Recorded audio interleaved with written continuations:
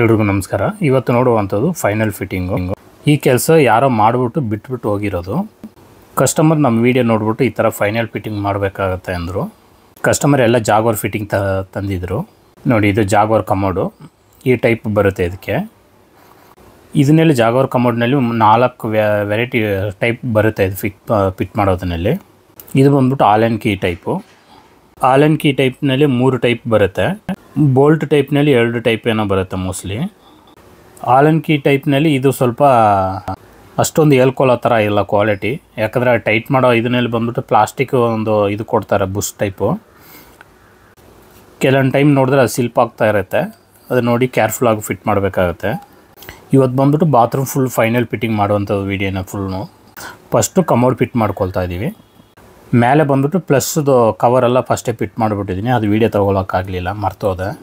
ಇವಾಗ all and key hockey tight ಮಾಡೋ ಇದನ್ನೆಲ್ಲ ಸೀಟ್ ಕವರ್ದು ಬೋಲ್ಟ್ ಸ್ಕ್ರೂ ಫಿಟ್ ಮಾಡೋವಂಥದ್ದು. ನಿಮಗೆ ಈ ಥರ ಏನೋ ರಿಕ್ವೈರ್ಮೆಂಟ್ ಇದ್ದರೆ ಕಾಲ್ ಮಾಡ್ಬೋದು. ನಾವು ವರ್ಕಿಂಗ್ ಮಾಡೋ ಪ್ಲೇಸ್ ನೋಡಿದ್ರೆ CV Ramanagar near old airport HL ಹತ್ರ ನಾವು ಇರೋದು.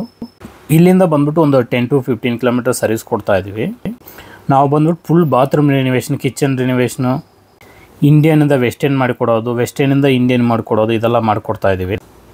ನಾವು ಪ್ಲಮ್ಮಿಂಗು ಮತ್ತು ಎಲೆಕ್ಟ್ರಿಕ್ಕು, ಟೈಲು 3 ನಾವೇ ಮಾಡ್ತಾಯಿದ್ದೀವಿ. ನಮ್ಮ ಚಾನಲಲ್ಲಿ ಪ್ರತಿಯೊಂದು ವೀಡಿಯೋನ ಅಪ್ಲೋಡ್ ಮಾಡಿದ್ದೀವಿ. ಅಲ್ಲಿ ಹೋಗಿ ನೀವು ನೋಡಿದ್ರೆ ಒಂದು ಐಡಿಯಾ ಸಿಗುತ್ತೆ ನಿಮಗೆ ಯಾವುದು ರಿಕ್ವೈರ್ಮೆಂಟ್ ಇದೆಯೋ ಆ ವೀಡಿಯೋ ನೋಡಿದ್ರೆ ನಿಮಗೆ ಒಂದು ಐಡಿಯಾ ಸಿಗುತ್ತೆ. ಫಸ್ಟ್ ಟೈಮ್ ನಮ್ಮ ಚಾನಲ್ಗೆ ಬಂದಿರೋ ಸಬ್ಸ್ಕ್ರೈಬ್ ಮಾಡ್ಕೊಳ್ಳಿ. ವೀಡಿಯೋ ಇಷ್ಟ ಆಗಿದ್ರೆ ಲೈಕ್ ಮಾಡಿರಿ. ನಿಮ್ಮ ಫ್ರೆಂಡ್ಸ್ ಸರ್ಕಲ್ನಲ್ಲಿ ಯಾರಿಗಾನ ಈ ಥರ ಏನೋ ರಿಕ್ವೈರ್ಮೆಂಟ್ ಇದ್ದರೆ ಅವ್ರಿಗೆ ವೀಡಿಯೋ ಶೇರ್ ಮಾಡಿರಿ.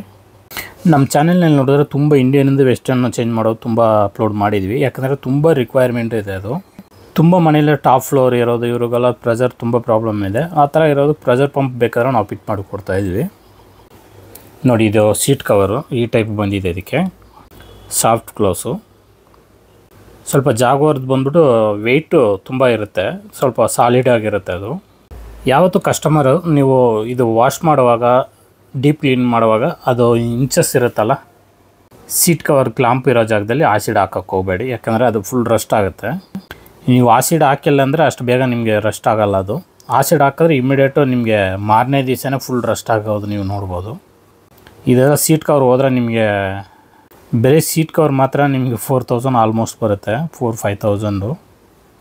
ತುಂಬ ಕಡೆ ನೋಡಿದ್ರೆ ಈ ಟೈಲಿಸ್ ಪ್ರಾಬ್ಲಮ್ಮಿಂದ ತುಂಬ ಕಡೆ ಬಾತ್ರೂಮ್ ಲೀಕೇಜು ಕಂಪ್ಲೇಂಟು ತುಂಬ ಬರ್ತಾಯಿದೆ ನಮಗೆ. ರೀಸನ್ ಬಂದ್ಬಿಟ್ಟು ಟೈಲಿಸ್ ಹಾಕೋರು ಏನು ಮಾಡ್ತಾರೆ ಅಂದರೆ, ಇವಾಗ ಬರೋ ಟೈಲಿಸ್ ಫುಲ್ ಪೇಪರ್ ಜೈಂಟೇ ಬರೋದು. ಎಲ್ಲ ಪೇಪರ್ ಜೈಂಟೇ ಹಾಕ್ಬಿಡ್ತಾರೆ. ಬಾತ್ರೂಮ್ ಫ್ಲೋರಿಂಗ್ ಬಂದ್ಬಿಟ್ಟು ಕಂಪಲ್ಸರಿ ಪೇಪರ್ ಜೈಂಟ್ ಹಾಕೇಬಾರ್ದು.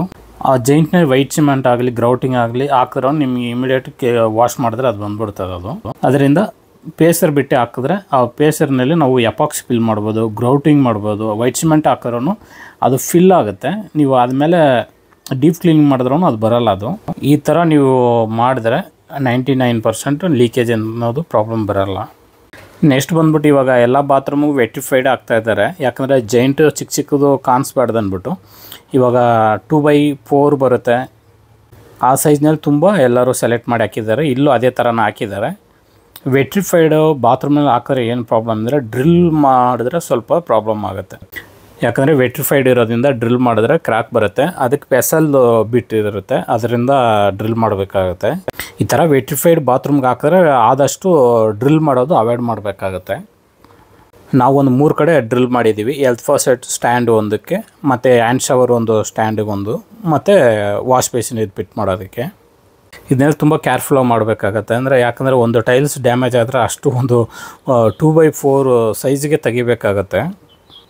ಇದು ಕಸ್ಟಮರ್ದು ಬಂದ್ಬಿಟ್ಟು ಡ್ಯೂಪ್ಲೆಸ್ದು, ಅದರಿಂದ ಎಲ್ಲ ಜಾಗ್ವಾರ್ ಫಿಟ್ಟಿಂಗ್ ಚೆನ್ನಾಗಿರೋ ಕ್ವಾಲಿಟಿ ಹಾಕಿದ್ದಾರೆ. ನೋಡಿ, ಈ ಥರ 2 ಬಟನ್ ಥರ ಟೈಪ್ ಬಂದಿರುತ್ತೆ. ಅದು ಪುಷ್ ಮಾಡಿ ನಾವು ತೊಗೊಳ್ಬೋದು. ತಿರ್ಗಾ ಪುಷ್ ಮಾಡಿ ಅದು ಒಳಗಡೆ ಹಾಕಿದ್ರೆ ಸರಿ ಹೋಗುತ್ತೆ. ಇದು ನಾವು ಕ್ಲಾಂಪ್ ಫಿಟ್ ಮಾಡಿಬಿಟ್ಟು ಇವಾಗ ಪ್ಲಾಂಜ್ ಹಾಕ್ಬಿಟ್ಟು ಫಿಟ್ ಮಾಡ್ತೀವಿ ಅಷ್ಟೇ. ಪುಷ್ ಮಾಡಿದ್ರೆ ಸಾಕಾಗುತ್ತೆ. ತೆಗಿವಾಗ 2 ಬಟನ್ ಟೈಪ್ ಇರುತ್ತೆ, ಪುಷ್ ಮಾಡಿಬಿಟ್ಟು ಎಳ್ಕೊಳ್ಬೋದು ಮೇಲೆ. ನೋಡಿ, ಸಾಫ್ಟ್ ಕ್ಲೋಸು ತುಂಬ ನೀಟಾಗಿರುತ್ತೆ ಇವಾಗ ನೋಡೋಕ್ಕೆ.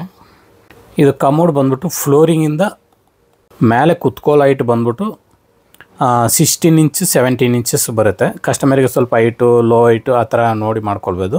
ಕೆಳಗಡೆ ಗ್ರೌಂಡು ಫ್ಲೋರಿಂಗು ಮತ್ತು ಬಾಟಮ್ ಬಂದ್ಬಿಟ್ಟು 3-4 ಇಂಚು ಇಡ್ಬೋದು. ಸ್ವಲ್ಪ ಹೈಟ್ ಕಮ್ಮಿ ಮಾಡಿದ್ರೆ ಒಂದು 2 ಇಂಚ್ ಇಡ್ಬೋದು. ನೋಡಿ, ಇದು ಡೈವರ್ಟ್ರು, ಇದು ಜಾಗ್ವಾರ್ದು. ಈ ಥರ ಫ್ಯಾನ್ಸಿ ಟೈಪ್ ಎಲ್ಲ ಕನ್ಸಿಡರ್ಡ್ ಫ್ಲಶ್ ಟ್ಯಾಂಕ್ ಆಗಲಿ ಈ ಥರ ಡೈ ವಾಟರ್ ಇದಾಗಲಿ ಬೋರ್ ವಾಟ್ರು ತುಂಬ ನಿಮ್ಮದು ಹಾರ್ಡ್ ವಾಟರ್ ಇದ್ದರೆ ಸ್ವಲ್ಪ ಅವಾಯ್ಡ್ ಮಾಡೋದು ಒಳ್ಳೆಯದು. ಯಾಕಂದರೆ ಎಲ್ಲ ಮೇಂಟೆನೆನ್ಸ್ ಇದು ಸ್ವಲ್ಪ ಪ್ರಾಬ್ಲಮ್ ಇರುತ್ತೆ. ಇದು ಕನ್ಸಿಡರ್ಡ್ ಫ್ಲಶ್ ಟ್ಯಾಂಕ್ನಲ್ಲಿ ಪ್ರಾಬ್ಲಮ್ ಏನೇನಿದ್ರೆ ಎಕ್ಸ್ಪೋರ್ಟ್ ಪ್ಲಂಬರ್ಗಳಿದ್ರೆ ಈಜಿಯಾಗಿ ಬಿಚ್ಚಿಬಿಟ್ಟು ಕ್ಲೀನ್ ಮಾಡಿ ಕೊಡ್ತಾರೆ. ಕೆಲವೊಬ್ರು ಏನು ಮಾಡ್ತಾರೆ, ಗೊತ್ತಿಲ್ಲದಿರೋರು ಬರ್ತಾರೆ, ಅದು ಹೆಂಗೂ ಓಪನ್ ಮಾಡೋಕ್ಕೂ ಗೊತ್ತಾಗಲ್ಲ, ಒಳಗಡೆ ಯಾವ ಥರ ಪಾರ್ಟ್ಸ್ ಯಾವ ಥರ ತೆಗಿಬೇಕಂತ ಗೊತ್ತಾಗಲ್ಲ, ಇರೋದು ಡ್ಯಾಮೇಜ್ ಮಾಡಿಬಿಟ್ಟು ಓಡ್ತಾರೆ. ಆ ಥರ ಡ್ಯಾಮೇಜ್ ಮಾಡಿರೋದನ್ನು ನಾವು ಎಷ್ಟೋ ಕಡೆ ಹೋಗಿ ಅಟೆಂಡ್ ಮಾಡಿ ರೆಡಿ ಮಾಡಿ ಕೊಟ್ಟಿದ್ದೀವಿ. ಇದು ಬಂದ್ಬಿಟ್ಟು ಜಾಗ್ವಾರ್ದು ಬಂದ್ಬಿಟ್ಟು ಏನಾಗುತ್ತೆ ಅಂದರೆ ಇದೆಲ್ಲ ಸ್ಟಕ್ ಆಗೋಕ್ಕೆ ಸ್ಟಾರ್ಟ್ ಆಗುತ್ತೆ. ಇದು ಇದೆಯಲ್ಲ ಲಿವರ್ ಬಂದ್ಬಿಟ್ಟು ಹಾರ್ಡಾಗಕ್ಕೆ ಸ್ಟಾರ್ಟ್ ಆಗುತ್ತೆ. ಹಾರ್ಡ್ ವಾಟ್ರ್ ಬಂದ್ಬಿಟ್ಟು ಒಳಗಡೆ ಇರೋ ಗ್ರೀಸು ಇರೋ ತನಕ ಸ್ವಲ್ಪ ಫ್ರೀಯಾಗಿರುತ್ತೆ. ಆಮೇಲೆ ಹಾರ್ಡ್ ವಾಟ್ರ್ ಫಾರ್ಮ್ ಆಗಿದ್ರೆ ಅದು ಏನಾಗುತ್ತೆ, ಒಳಗಡೆ ಫುಲ್ ಟೈಟ್ ಆಗುತ್ತೆ. ಲಿವರು ಆಪ್ರೇಟ್ ಮಾಡೋಕ್ಕೆ ತುಂಬ ಕಷ್ಟ ಆಗುತ್ತೆ. ಕೆಲವೊಂದು ಟೈಮು ಲೀಕೇಜ್ ಶುರುವಾಗುತ್ತೆ. ಯಾಕಂದರೆ ಇದು ನಾವು ಫ್ರೀಯಾಗಿ ನಾವು ಆಪ್ರೇಟ್ ಮಾಡಿ ಅದು ವಾಷರ್ ಲಾಕ್ ಆದರೆ ನಿಮಗೆ ನೀರು ಸೋರಲ್ಲ. ಅದೇನೋ ಸ್ವಲ್ಪ ಹೆಚ್ಚು ಕಮ್ಮಿ ಟೈಟಾಗಿ ಕರೆಕ್ಟಾಗಿ ಕುತ್ಕೊಳ್ಳಿ ಅಂದರೆ ಇಲ್ಲಿ ಲೀಕೇಜ್ ಶುರುವಾಗುತ್ತೆ. ಅವಾಗ ಏನು ಮಾಡಬೇಕಂದ್ರೆ ಬಿಚ್ಚಿ ಒಂದು 2 ಟೈಮ್ ಕ್ಲೀನ್ ಮಾಡ್ಬೋದು. ಆಮೇಲೆ ನೋಡಿದ್ರೆ ಒಳಗಡೆ ಇರೋ ಸ್ಪಿಂಡಲ್ಲಿ ಚೇಂಜ್ ಮಾಡಬೇಕಾಗುತ್ತೆ. ಕೆಲವೊಬ್ಬರು ನೋಡಿರ್ಬೋದು ನೀವು, ಸ್ಟಾರ್ಟಿಂಗ್ನಲ್ಲಿ ಎಷ್ಟು ಸ್ಮೂತಾಗಿರುತ್ತೆ ಆಪ್ರೇಟ್ ಮಾಡೋಕ್ಕೆ, ಸ್ವಲ್ಪ ದಿವಸ ಹೋದ್ಮೇಲೆ ಫುಲ್ ಟೈಟ್ ಆಗುತ್ತೆ ಅದು. ಕೆಲವೊಂದು ಕಡೆ ನೋಡಿದ್ರೆ ಫುಲ್ಲು ಟೈಟಾಗಿ ಫೋರ್ಸ್ ಮಾಡಿ ಯೂಸ್ ಮಾಡ್ತಾ ಇರ್ತಾರೆ, ಒಳಗಡೆ ಅದು ಪ್ಲಾಸ್ಟಿಕ್ದು ಲಿವರೇ ಕಟ್ ಆಗಿರುತ್ತೆ. ಆ ಥರ ಇರೋದಕ್ಕೂ ನಾವು ಹೋಗಿ ಚೇಂಜ್ ಮಾಡಿ ಕೊಟ್ಟಿದ್ದೀವಿ. ಈ ಥರ ಫುಲ್ ಟೈಟಾಗಿ ಏನು ಮಾಡಬೇಕಂದ್ರೆ ಫುಲ್ ಬಿಚ್ಚಿಬಿಟ್ಟು ಕ್ಲೀನ್ ಮಾಡಿಬಿಟ್ಟು ಆಮೇಲೆ ಗ್ರೀಸ್ ಹಾಕ್ಬಿಟ್ಟು ಫಿಟ್ ಮಾಡಿದ್ರೆ ಒಂದು 6 ತಿಂಗಳು ಹೆಚ್ಚು ಕಮ್ಮಿ ಫ್ರೀಯಾಗಿ ಯೂಸ್ ಮಾಡ್ಬೋದು. ಅದೇ ಕಾವೇರಿ ವಾಟ್ರ್ ಇದ್ದರೆ ನಿಮ್ಗೆ ಏನೂ ತೊಂದರೆ ಇಲ್ಲ. ಕಾವೇರಿ ವಾಟ್ರ್ ಇರೋ ಕಡೆ ಆಲ್ಮೋಸ್ಟ್ ನಿಮಗೆ ಒಂದು 5-6 ಇಯರ್ಸ್ ಈಜಿಯಾಗಿ ಯೂಸ್ ಮಾಡ್ಬೋದು. ಆಮೇಲೆ ಯಾವಾಗ ಒಂದು ಸೈಜ್ ನಿಮಗೆ ಏನಾರ ಟೈಟ್ ಆಗೋ ಥರ ಫೀಲ್ ಇದ್ದರೆ ಒಂದು ಸಲ ಸರ್ವಿಸ್ ಮಾಡಿದ್ರೆ ಆರಾಮಾಗಿ ಒಂದು 10-15 ಇಯರ್ಸ್ ಯೂಸ್ ಮಾಡ್ಬೋದು.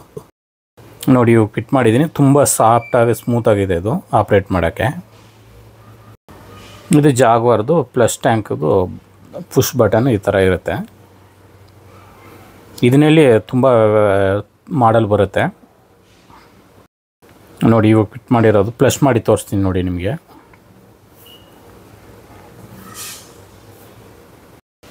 ಇದು ಆಂಗ್ಲಕ್ಕೆ ಹಾಕಲ್ಲ, ನೋಡಿದ್ರೆ ಮಿನಿದು ಆಂಗ್ಲಕ್ಕೆ ಹಾಕಿದ್ದಾರೆ ಜಾಗ್ವಾರ್ದು.